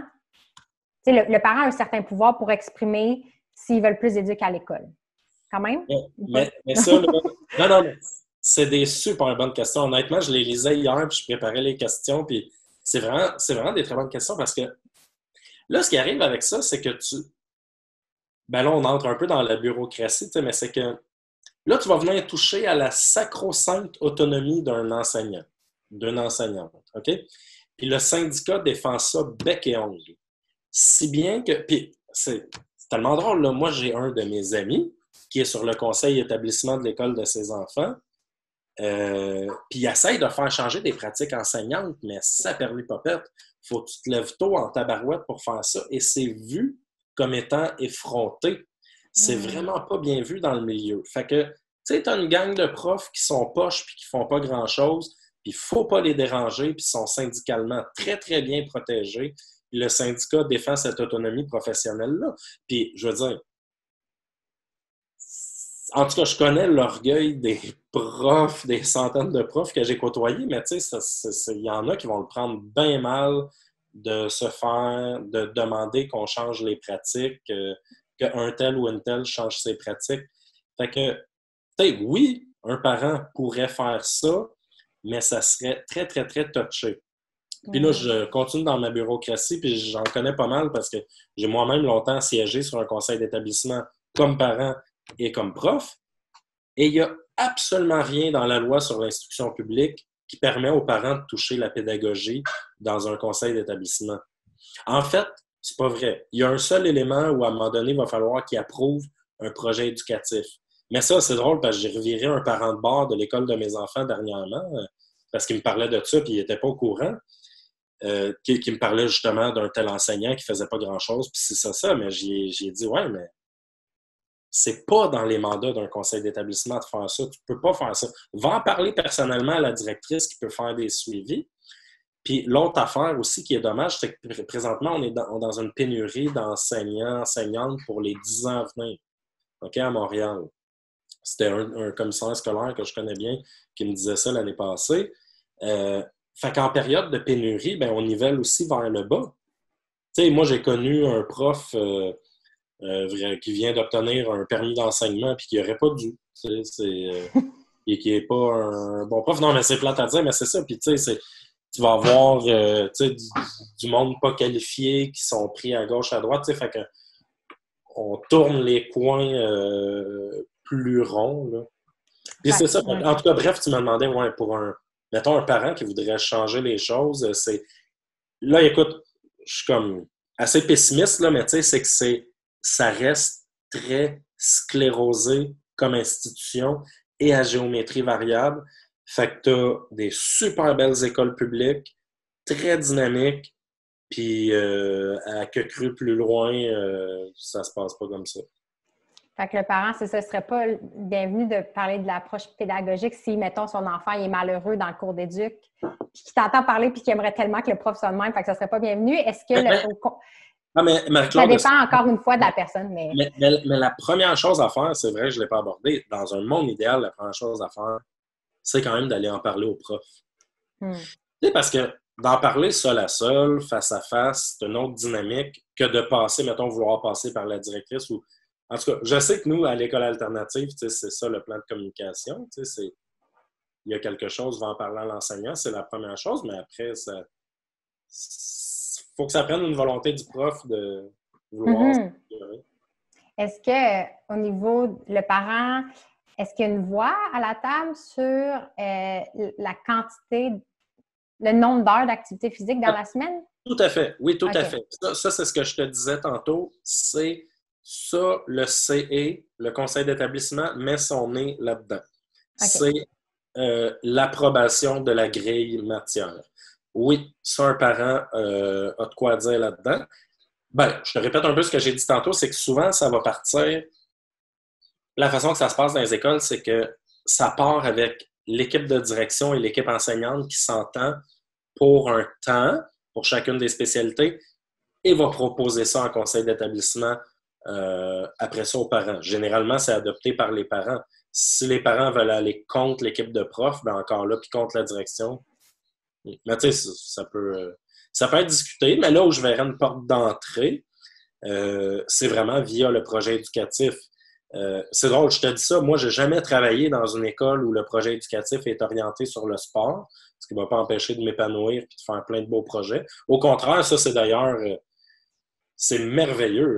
Dans l'enseignement, ce qui est merveilleux, c'est l'autonomie qu'on a. Tu sais, si tu savais comment moi j'ai carte blanche en enseignement de l'éduc, tu sais, je faisais encore plus que les titulaires de classe parce que les gens s'en foutent. Même moi, ma direction vient me demander quasiment. Ouais. Ah, mais j'adore comment tu le mets de l'avant. Comment, c'est ça, d'un côté, c'est ça, vous avez une autonomie. Il y a des conséquences négatives, mais il y a aussi du positif. Puis Ah oui, pour oui. l'instant, ouais, c'est ça. Pour l'instant, les profs, ben, ça vous permet, comme tu dis, de faire du skate, du rugby. Est-ce que tu as des contraintes, j'allais dire, comme pas juridiques, d'assurance? Est-ce que Oui, oui, l'école te oui, dit ça, oui, c'est non? oui, oui, absolument, absolument. Non, non, mais c'est parce que c'est un document de 175 pages qui est rendu un document de chevet pour moi, euh, qui est c'est le comité de gestion de la taxe scolaire. Toi, dans le fond, tu habites à Montréal, hein? Je pense que tu es dans Villeray, Petite Patrie. Ben, tu sais, si tu payes tes taxes ou même si tu n'es pas propriétaire, tu payes un peu les taxes de l'immeuble via ta location d'appartement. En tout cas, peu importe. On paye des taxes, là, qu'on soit propriétaire ou locataire. Puis tu as les taxes municipales puis les taxes scolaires. Donc, les taxes scolaires sont récoltées, puis ça sert d'assurance. Donc, tu as un comité de gestion de la taxe scolaire qui, lui, a publié un guide de pratique des activités physiques qui fait 175 pages, puis qui donne mille et un trucs. Moi, c'est drôle, j'ai été initié à ce guide-là il y a environ 12 ans quand j'ai voulu aller faire du rafting. Là, on dit, ah non, non, on ne pourra pas. Je ne me rappelle plus, c'est ma direction qui me dit, ah non, là, ma boss m'a dit, ce ne sera pas possible le rafting. Là, je ne me rappelle plus qui m'avait mis en contact avec ce guide-là, mais dans ce guide-là, c'était marqué, oui, oui, tu peux aller faire du rafting avec tes élèves tant que ça reste des rapides de classe 1 et 2. Dans la classification des rapides de rivière. Fait que finalement, moi, j'appelle ma compagnie de rafting, je l'ai fait pendant 3 ans, puis je disais, ben, vous nous amenez sur un circuit où on fait des rapides de classe 1 et 2. Mais ça détaille tout, naturellement, un peu de façon maladive, surprotectrice, à l'image d'un pan de notre société. Moi, je ne suis pas du tout d'accord avec tout ce qui est énoncé dans ce guide-là, mais c'est un guide qui est là pour nous guider, justement. Mm-hmm. Mais c'est quand même beau aussi de voir que malgré toutes ces contraintes-là, ce que tu démontres avec ton approche, c'est que c'est encore possible Ah oui, d'innover puis d'avoir du fun avec les élèves. Tu sais, fait que c'est quand même assez hallucinant parce que. Oui, non, mais absolument. Puis, moi, je côtoie plein de profs sur Facebook. Puis c'est ça, on parlait, mettons, de la menace de la profession enseignante, mais les profs d'éduc sont tellement forts et créatifs. Je veux dire, ça ne va pas mourir demain. Puis, de toute façon, au Québec, on a une belle culture sportive, puis on a une sensibilité à ça, puis il n'est jamais question que les cours d'éducation physique tombent, même si on voit que dans les faits, ça diminue un peu au fil des générations ou des décennies. Mais ce que les collègues font à la grandeur du Québec, écoute, c'est extraordinaire. C'est extraordinaire. Moi, je fais plein de beaux projets, mais je regarde ça, puis j'en ai pour 3 carrières d'enseignant à penser à des affaires que je pourrais faire. C'est trippant ce qui se fait, puis l'innovation. Puis ça, tu as une qualité d'enseignement qui est là. C'est vraiment génial, là. Même au niveau, tu vois, je pense, je ne sais pas si tu connais le site Récit pédagogique. OK? Ben, ça existe depuis déjà longtemps, il me semble, depuis les débuts que moi je suis prof. Tu as un site national québécois du récit pédagogique qui s'intéresse beaucoup aux technologies de l'information et des communications. Puis nous autres, en éducation physique, c'est un conseiller pédagogique du coin de Saint-Hyacinthe, moi que j'ai jamais rencontré. Ben, j'ai déjà jasé par Messenger, tout ça, mais que je trouve extraordinaire, qui s'appelle Joël Boutillette. Puis, tu sais, Joël Boutillette, lui, écoute, eux autres, là, ça fait des années, ils t'ont monté là, un programme d'éduc que tu peux utiliser. Tu sais, il y a des gymnases au Québec qui ont des tableaux blancs interactifs. Euh, En tout cas, c'est formidable. Ils ont développé des outils là, absolument formidables qu'on peut utiliser avec l'éduc. Pendant le confinement, là, ils bonifiaient toutes les trousses qu'on nous envoyait chaque semaine, les trousses pédagogiques là, à grandeur du Québec, ils bonifiaient le volet éducation physique, mettaient ça en image, en vidéo. En tout cas, il y a vraiment des trucs passionnants qui se font. J'ai Patrick Parent, un collègue, il est anciennement de la FEPEC. Je me demande s'il n'a pas été président de la FEPEC, mais lui, maintenant, il enseigne à Montréal, là, il enseigne ça Rive-Sud. Tu sais, lui, il vient de partir, un projet d'enseignement de la trottinette. Moi, je n'avais jamais vu ça. Je l'ai rencontré il y a 2 ans. Il a fait... Lui, tu sais, tous ses niveaux de développement là, avec ses élèves, là, il les a tout fait en vidéo. Fait qu'il y a comme 20-25 niveaux de développement en trottinette. C'est un de ses élèves qui fait ça. Tu peux aller regarder ça. Moi, j'ai envoyé ça à mes élèves pendant le confinement. Tu sais, non, il se fait. Fait que c'est ça, t'as un volet qui est très pessimiste, décourageant, puis qui est là, qui est quand même là, qu'on peut pas nier, mais t'as une contrepartie qui est extrêmement lumineuse aussi. Mm-hmm. Ah, c'est super. Puis les personnes que tu as mentionnées, ça, c'est du contenu qui est accessible pour monsieur, madame, tout le monde aussi? Ah oui. Ah, absolument. Oui, oui, c'est accessible, c'est public. Le site du récit pédagogique qui est public. Moi, je l'envoyais dès le début du confinement. J'envoyais ça à mes parents, des références de ce site-là. Patrick Parent, ses vidéos, un coup, tu les trouves, sont sur YouTube. Fait que oui, il y a beaucoup, beaucoup de contenu. La plupart du contenu, c'est pas mal libre. Là. Même nous autres, ben c'est ça. Maintenant, sur notre site EPS, je partage, tu partages, on a un Google Drive qui est comme une mine d'activité. Hey, je voulais dire, là, c'est un flash petit aparté, mais connais-tu la revue EPS en France? Non. OK. Parce que ça, là, eux autres, c'est une revue passionnante sur l'éducation physique et le sport, là, mais c'est une référence. Nous autres, au bac, ils nous ont fait connaître ça. Puis, c'est ça. Moi, il y a des années où je m'abonne. Tu peux t'abonner sur Internet, tout ça. Là. Puis, mais c'est génial les dossiers qu'ils traitent. C'est très, très, très, très large. Mais en tout cas, ça pourrait vraiment vous intéresser. Ça. Ah, absolument. Est-ce que c'est pour les professeurs d'éducation physique ou est-ce qu'un parent un adulte trouverait aussi des trucs pratico-pratiques? Tu peux vraiment trouver ton compte là-dedans. C'est sûr, c'est un petit peu plus spécialisé. Quand même, éducation physique, mais tu sais, il y a des affaires vraiment intéressantes. Là, mettons, comme tu avais des gros dossiers sur sport et handicap, cancer et sport. Tu as des trucs vraiment qui relèvent de la santé. Fait qu'il ouais, y en a pour beaucoup de monde. T'sais, nous, comme prof, des fois, tu as des petites planifications qui sont là, vraiment intéressantes. C'est sûr que je vais regarder tout ça. Ah, ouais, Je demande ça souvent la question normalement, est-ce que tu as des références pour la personne qui aime apprendre? T'sais, moi puis Vince, on se rend compte que notre façon d'apprendre qu'on adore, c'est parler à un expert qui nous feed ou d'apprendre par nous-mêmes en fouillant sur le web pendant des heures. Il y a des gens qui haïssent faire ça. Il y a des gens pour qui c'est pas naturel, tu sais, puis que leur référence, c'est pas nécessairement une liste. Puis là, je t'entends parler, puis ma liste, elle s'allonge de trucs que je vais aller voir. Fait que moi, je trouve ça super stimulant. Oui, ben c'est ça. Puis tu sais, on parlait, à un moment donné, c'est drôle parce que tu avais mis la question, dans les questions que tu m'avais envoyées, on parlait de l'intellectuel musclé. Ah oui, c'est vrai! Parce que l'intellectuel musclé, c'est ça, ça vient d'une chanson de Plume la Traverse. Plume la Traverse qui chantait A-t-on déjà vu sur Terre un intellectuel musclé? Puis c'est ça, ben moi je m'intéresse beaucoup à ces volets-là théoriques. Mais après, tu peux avoir vraiment de la théorie du sport et de la motricité pure comme un auteur comme Pierre Parlebas, que je t'ai cité. Mais après, tu peux avoir des affaires beaucoup plus accessibles, comme, mettons, la revue EPS ou des groupes Facebook, comme je te parle, ou le récit pédagogique. Mais tu sais, Joël Boutillette, ça peut être une super ressource. Des profs comme Patrick Parent. Tu sais, il y en a plein. L'autre prof, je te nommais tantôt, Normand Fortin à Laval, qui est pour moi une référence de ce que je suis devenu comme prof maintenant. Ouais, il y a plein de ressources. EPS, tu iras voir ça parce qu'ils ont fait aussi plein de livres. Ils éditent aussi des livres. OK. Fait qu'en tout cas, tu vas sûrement trouver ton compte dans certaines choses. Puis, je vais rebondir sur l'intellectuel musclé pour mettre les gens en question en contexte. On s'est rencontrés parce que ta conjointe, qui est présidente d'Aki Québec, nous a trouvés par un podcast qu'on a fait ailleurs. Puis là, on va la recevoir pour parler de Aki et de Aki Filet. Oui. Puis là, en jasant, on s'est mis, je pense notre premier appel, on aurait pu faire un podcast, en fait. J'ai dit, j'aurais dû enregistrer parce que c'était comme parfait pour un podcast. Elle m'a juste parlé de son parcours. Puis je pense qu'elle a mentionné justement que tu étais prof d'éduc en alternative. Puis là, je lui ai dit, oh my God.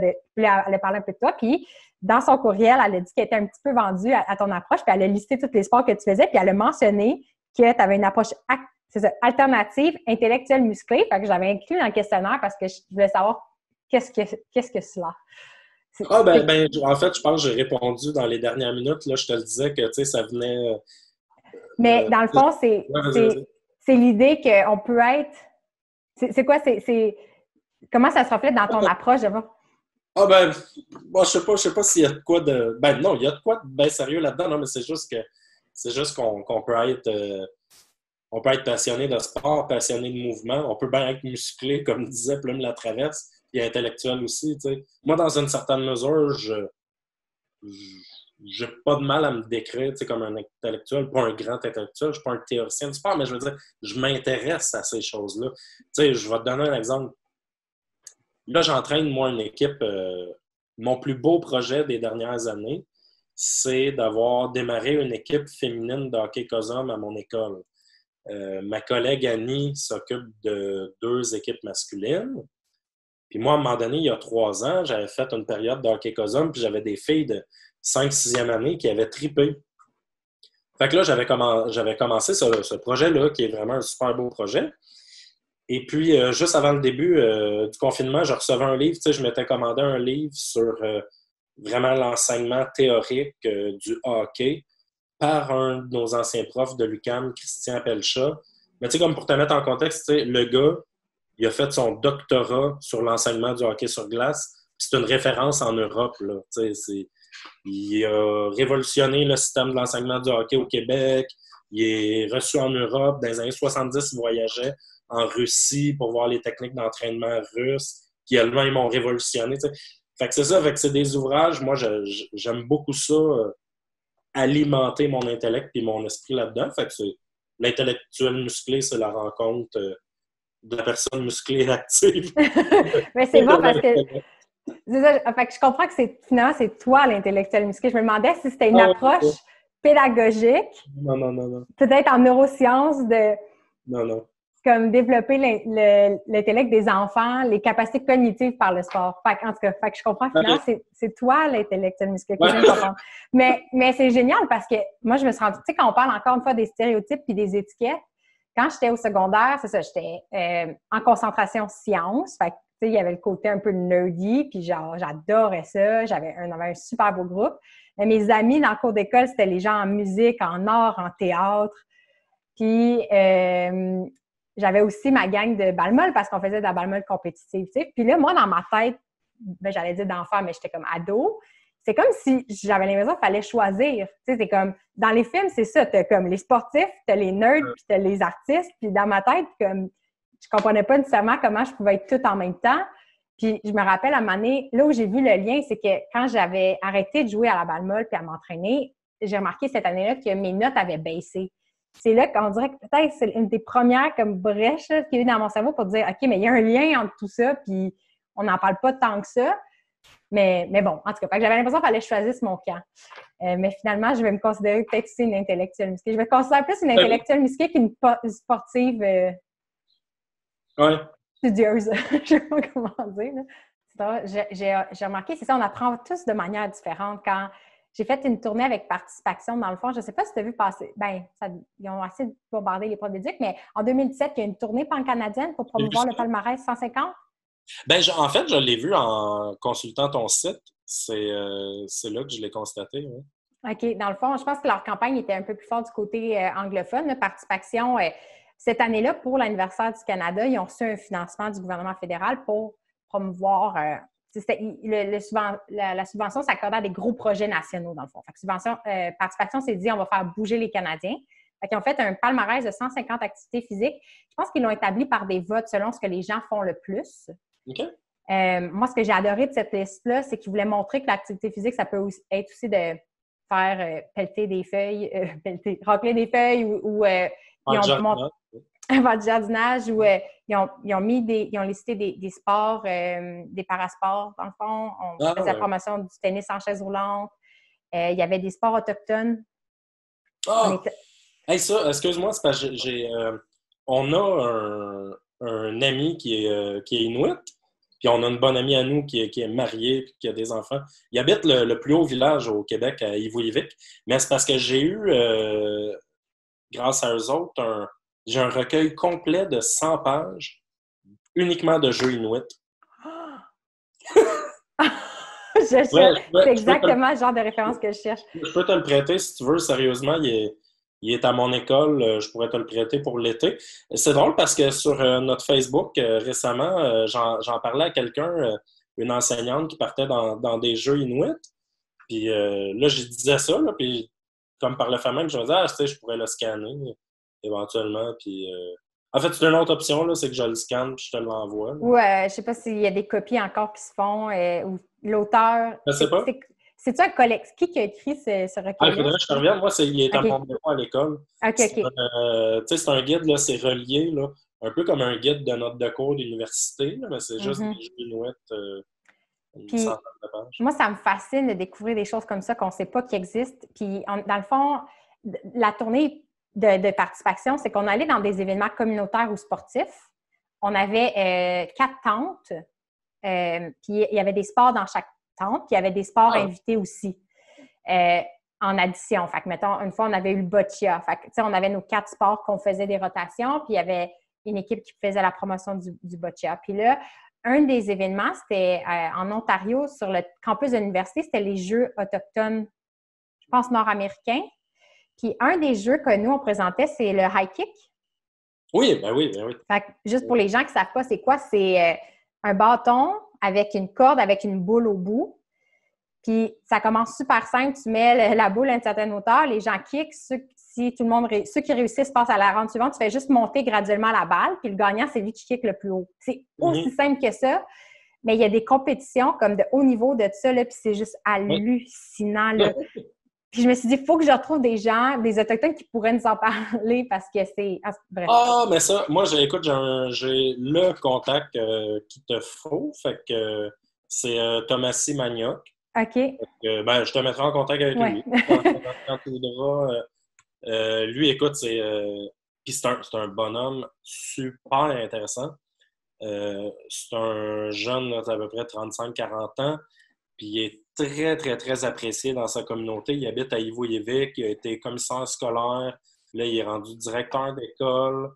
Il fait plein, plein de choses pour sa communauté. C'est vraiment un progressiste dans l'âme, mais ça serait vraiment une bonne référence de contact au Nord. OK. En tout cas, je pourrais te mettre en contact avec lui. Ah, avec plaisir. Fait que je pense que j'étais sur cette parenthèse-là pour parler des styles d'apprentissage. Quand c'était le temps d'apprendre ces jeux-là, parce que ben, tu dois être confronté à la même réalité, des fois, tu enseignes des sports, des jeux que tu n'as jamais fait de ta vie, puis là, il faut que tu le montres à quelqu'un d'autre. Fait que là, il fallait faire cette activité-là, il fallait le faire aux invités puis aux enfants. Fait que là, on avait créé nous-mêmes avec des trucs de l'orama, la barre avec la boule au bout, du tape un peu. Puis là, les gars se mettaient en file puis essayaient de kicker la boule. Puis il y a des gens que leur style, c'était tout de suite de se mettre à kicker puis à essayer des affaires puis à tester les techniques. Puis moi, j'observais, tu sais, puis j'analysais. Puis là, j'essayais de trouver une façon de faire, puis là, après, j'allais la tester puis je revenais. Ou tu sais, quand c'était le temps d'apprendre On avait aussi une station de hockey. Moi, j'étais plus genre à regarder des vidéos pour comprendre la technique, puis après, j'essayais de l'appliquer. Tandis qu'il y en a d'autres qui vont juste prendre le bâton puis ils vont le faire jusqu'à ce que... C'est drôle parce que toi, tu es un petit peu, mettons, comme dans la modélisation. Là. Ben, en tout cas, si tu observes ton vidéo de hockey pour voir déjà, tu es un peu dans l'apprentissage par les pairs ou la modélisation, tu sais, qu'il y a une façon de faire, alors que d'autres vont presque y aller dans l'essai-erreur. C'est drôle parce que, petit aparté, retour sur la pédagogie alternative, au niveau de l'école Élan, c'est eux autres, c'est une pédagogie Freinet. Puis la pédagogie Freinet, elle, met beaucoup l'emphase sur ce qu'ils appelle le tâtonnement expérimental. Fait que, tu sais, c'est essaye, là. Mettons, ton bébé, là, est-ce quelqu'un qui a montré à marcher à ton bébé? Non. Il a essayé, il a tâtonné, essaye diverses choses, puis à un moment donné, il marche. Fait qu'il y a beaucoup de ça dans cette approche pédagogique-là. De laisser les gens expérimenter pour apprendre au lieu de livrer, par exemple, la théorie, puis après Ouais, dire aux gens fais-le. Ça, il faut permettre l'erreur. Ça, c'est fondamental. Puis je pense que la meilleure façon que je pourrais illustrer mon propos, c'est comment, en pédagogie Freinet, il enseigne l'écriture. OK? Ben, le meilleur exemple, c'est ma fille là, qui finit sa deuxième année. Là. Première, deuxième année, ils corrigent rien. Ils apprennent pas de mots. Ils apprennent pas de mots. Ils apprennent plein de mots. Ils apprennent pas comment bien écrire un mot pour les yeux. Ils apprennent comment bien écrire un mot pour les oreilles. ils veulent, dans ces premières années-là, développer un immense goût de l'écriture. OK? Si ton enfant te questionne sur « Hey, papa, hibou, ça s'écrit comment? H-I-B-O-U. » Bon, ben, là, tu peux y répondre, mais... Puis, écoute, ça marche extraordinairement bien parce que ça fait des enfants qui ne se sont pas fait taper sur les doigts dans leur phase d'essai-erreur. Puis, des feedbacks que j'ai pour le passage au secondaire, en tout cas venant de l'école alternative, c'est des enfants qui adorent écrire et qui ont une créativité comme sans limite. Moi, tu devrais avoir ma fille de quatrième année. Là. Bon, c'est une passionnée de romans, c'est une boulimique de lecture, mais elle t'écrit déjà là, des romans, des pages et des pages et des pages. Dans le confinement, là, c'était les pages et les pages et les chapitres et les chapitres et les chapitres et les pages. Ça défilait. Fait que c'est ça. Donc, bref, ça se retransmet tout à fait au sport. Tu peux vraiment développer un amour du mouvement, développer tes essais, tes erreurs. Puis... En tout cas, quand tu es un enseignant, ben, c'est de valoriser ça et de guider à travers ça. Aussi le mieux qu'on peut. Ça allait être ça ma question de comment je vois que ça se transpose au sport. Je pense que moi qui étais très soucieuse de quoi les choses ont l'air, là, un de mes souvenirs d'enfance vraiment puissants, c'est quand j'apprenais à écrire, j'avais fait des trous dans ma feuille tellement j'avais effacé parce que dans ma tête, c'était pas beau. Puis je me rappelle encore des larmes qui tombent sur ma feuille. Mais je pense que cette pression-là que les choses de l'extérieur aient l'air belles, c'est un peu comme tu dis dans le sport. Si tu es juste soucieux de la mécanique, de quoi tu as l'air dans ton mouvement, quand quelqu'un te regarde, c'est pas la même réalité que de ressentir puis de le faire à partir de ta propre perspective et de ton ressenti. Ben exactement, c'est ça. Puis, en même temps, dans le sport, tu as beaucoup de sports, ben, justement, jugés et artistiques. Ben, quand c'est pratiqué, mettons, plus en mode compétition. Mais il y a aussi ça qui est, faut rester sensible à ça comme enseignant, comme intervenant, c'est que dans le sport, tu es toujours sous le regard de l'autre. Quand tu fais un problème mathématique en classe ou quand tu es en train de déchirer ta feuille parce que tu l'effaces trop, il n'y a pas grand monde qui te voit. Tu peux, toi, vivre de fortes émotions, mais tu n'es pas au regard de tout le monde. Alors que c'est ça. Même moi, mettons, là, dans mes cours, là, je vais laisser la liberté des sports artistiques. Là. OK, tu finis ta séquence de 1 mois en gymnastique. Ta routine, là, ça, c'est une contrainte que je t'ai donnée. Tu as une routine à présenter, mettons, de 5 mouvements qu'il faut que tu choisisses. Est-ce que tu préfères la présenter juste à moi ou à tout le groupe? Ben, fait que là, ça met les élèves à l'aise. Même chose en cirque. En tout cas, fait qu'on peut se donner des façons de faire pour rendre... Puis c'est drôle, en tout cas. Ben là, c'est une petite anecdote, mais moi, tu parlais, quand on est au regard des autres, comme j'ai ma plus jeune fille, elle aime tellement chanter, puis elle chante tellement bien, mais il n'est pas question pour elle qu'elle aille chanter devant quelqu'un. Là, écoute, elle a peur, mettons, de son camp de jour cet été parce qu'elle a entendu parler qu'il y a du chant, puis elle ne veut pas chanter devant les autres. Mais elle a un chant extraordinaire. Mais après, c'est ça, le chant extraordinaire peut se suffire à lui-même quand... T'sais, alors que moi, je peux avoir des élèves qui vont avoir super bien progressé en gymnastique, puis qui ont trippé, puis qui sont fiers d'elles, puis elles vont être fières de me présenter leur routine, tout ça, mais that's it. Puis... Mais c'est ça, c'est la beauté de l'enseignement aussi. L'enseignement, c'est d'interagir avec toute la complexité des êtres humains que tu as, toutes leurs différences. Il faut être super sensible à ça. Fait que l'enseignement, c'est de l'adaptation à chaque être humain. C'est ça pour cheminer avec lui ou elle dans son parcours. Tu parlais de ta fille qui est gênée de chanter devant des gens, puis c'est drôle parce qu'il y a des enfants qui doivent, eux, adorer le fait de faire un spectacle, tu sais, que c'est des entertainers un petit peu. Ouais. Moi, je me vois pas comme cet enfant-là. Moi, je suis vraiment très introvertie, fait que j'apprécie les modèles pédagogiques où ils laissent un peu la bulle aux gens gênés. Mais j'imagine que c'est des choses à prendre en considération quand tu es prof, justement, dans les dynamiques de groupe. Ça doit être assez fascinant de dire comment tu inclus même les personnes timides pour qu'ils puissent s'exprimer puis interagir. Ouais. Ah, ben, en tout cas, au niveau...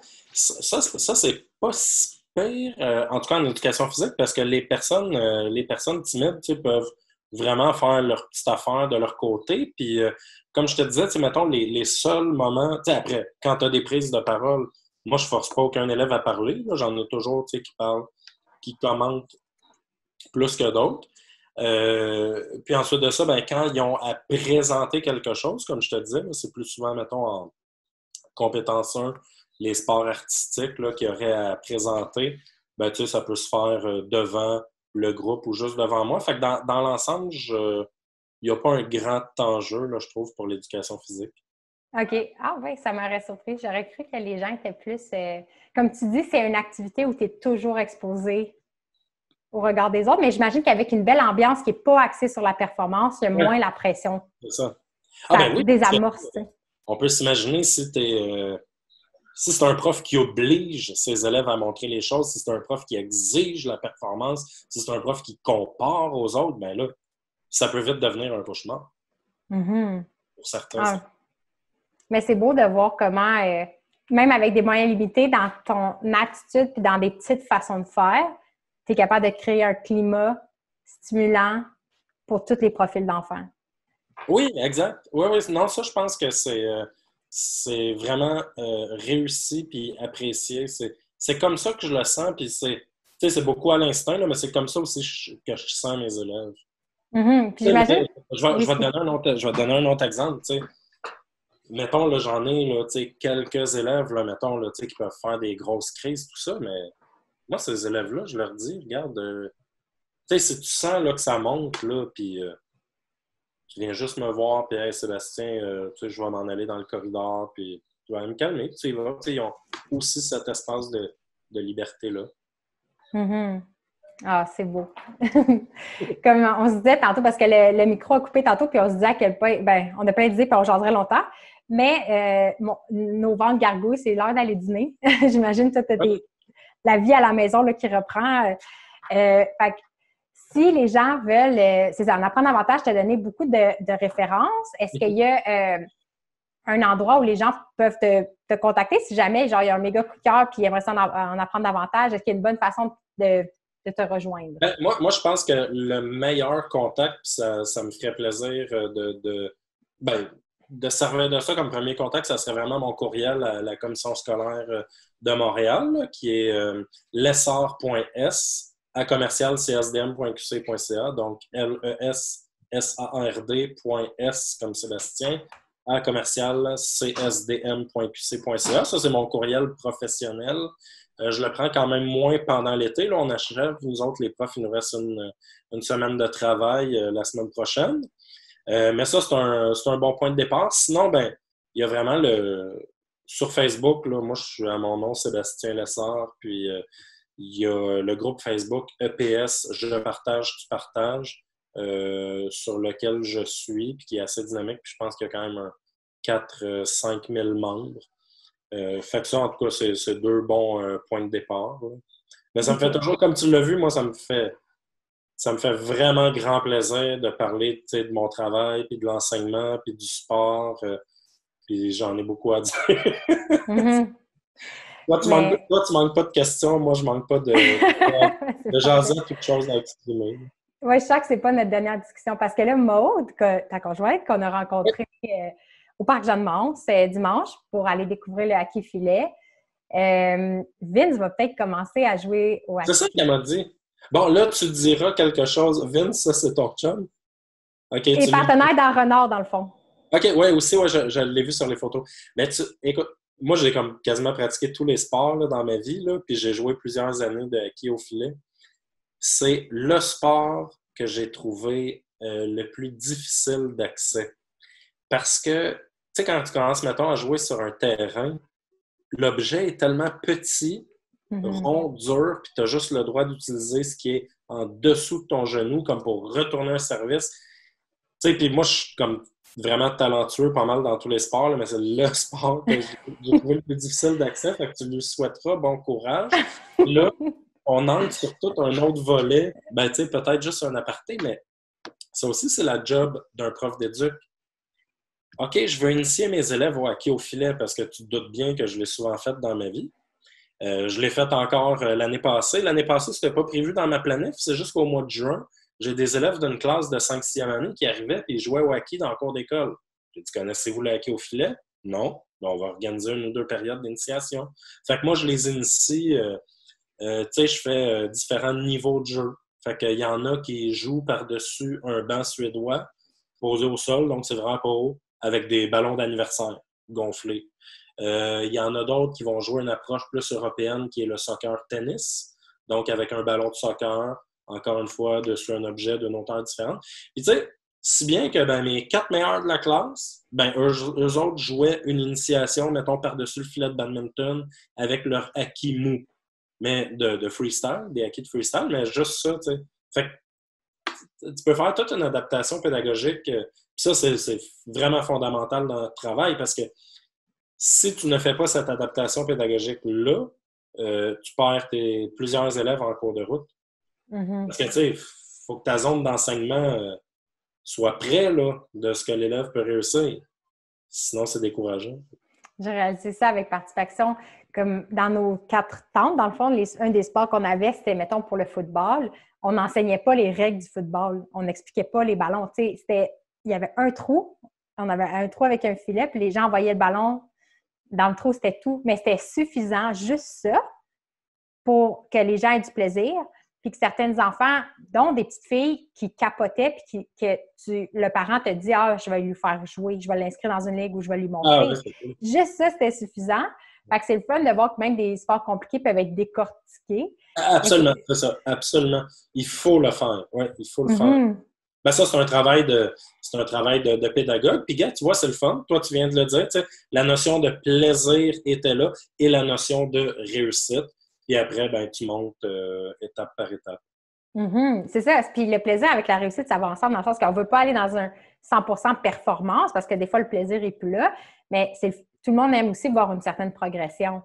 Fait que, si le défi est accessible, bien là, c'est motivant. Puis là, on veut juste escalader, monter les échelons, tu sais. Exact.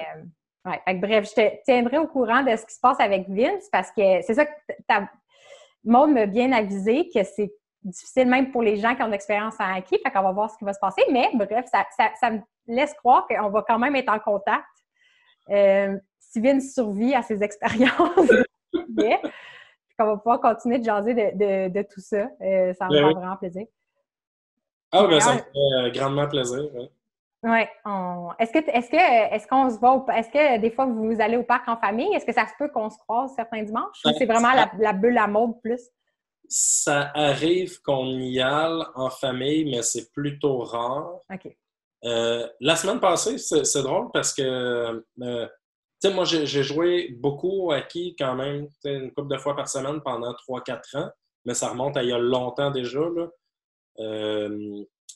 Puis, bref, mais cette année, là, j'ai joué 2-3 fois.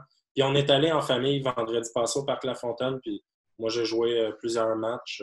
Ce qui est le fun, c'est que ça se perd pas.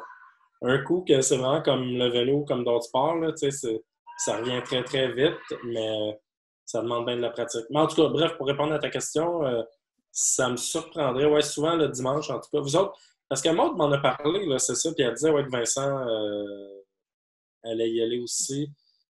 C'est dimanche prochain que vous y allez? Oui, on va être là dimanche. Dans le fond, c'est que moi, ma ligue de Balmol, les dimanches, il y a du pick-up, dans le fond, des parties spontanées au terrain d'à côté. Ah, wow!